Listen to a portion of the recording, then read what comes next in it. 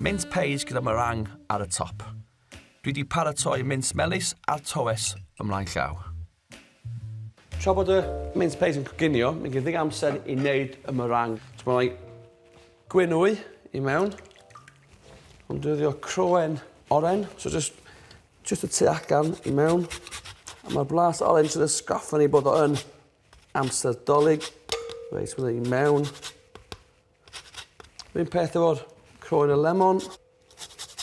Mae hwn yn y seit wedi bod yn gwneud os 20 mlynedd yn y tŷ bwyta, ond nes i ddod tro cyntaf yn gweithio i Alwyn Thomas mewn becws yn Ddimbych. Ond mi oedd o'r wastad yn hoed y meringue ar ben Mins Peis. Fys di datblygu Rysáit gyn Alwyn, ond mae cyfuniad, fel dwi'n dweud, yn berffaith.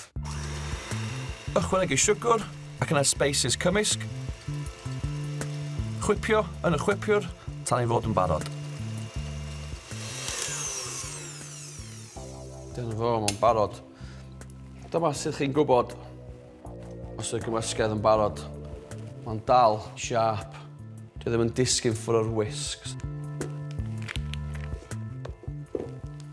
Dyna fo, mae'n rhan gyd i mewn. Dyna fo, mae meringue yn barod. A ffordd iawn choginio y meringue ydy defnyddio charcoal o'r tân a jyst rhoi i gwffwr o ar ben y meringue. Y gres yn y charcoal fydd yn coginio'r meringue. So, yn ofalus, efo. Yn gallu gwneud hwn yn y tŷ, yn y bobdy. Ond gan bod ni tu allan, gyda'r tân arnodd, nhw, jyst esgus da, chwarae efo tân.